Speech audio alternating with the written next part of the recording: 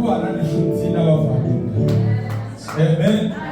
Iyi miryango mubona imbere ukuri ndagambo niko gushahagaragara, ariko n'abantu twabaye tugitangira dutangizanya. Amen. Ndagira ngo ntabeshe basi yo bifasha umuryango wa Adolphe twagumije kubana kuva dutangiye kabisa. Mwazaga mubona rimwe agasimba kaza, umuryango bakaza, tukaguma tukaganira, ariko nyine twereka ko ari inshuti. Bwana asifiwe sana. Ndagira ngo ukore inzira ibakabije. Amen. Amen. Bwana asifiwe sana. Amen. Ariko uno munsi wabaye umunsi wo kuvuga ngo ndashize. Amen.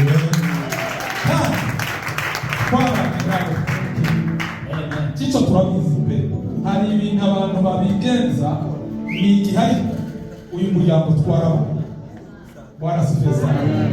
Wenda dutwara ngo bari kuri liste yabo dufite, ariko ibitekerezo byinshi ndazi kuko itorero ryacu bari kugera ku bana b'ibitoro. Bwana asifiwe sana. Turabishimiye abandi. Mushiki wacu ndagira ngo wowe waje. Amen. Amen. Kandi narashimye mureke ndashimira Imana kugira ubwenge abanyabwenge n'ibisizi. Umugabo we muri mwese mu bantu bose ndagira ngo kuba ngo tuze mu ikanisa, nije waciye kuri interview kugira ngo babanze baze mu ikanisa babizi. Yarashimije ukuri ati muzo gushimira umusore wawe n'umugabo kunda umuntu w'ibitekerezo. Yaramamara rwose kuza mu ikanisa bisaba iki? Mwakira bameze bati mushingira impamvu kubajije ni ukugira ngo azoze mu ikanisa arizi. Amen. Amen. Ntagira ikiri gukora ntakabwe ngo sinari mbizi, nta kindi gikora.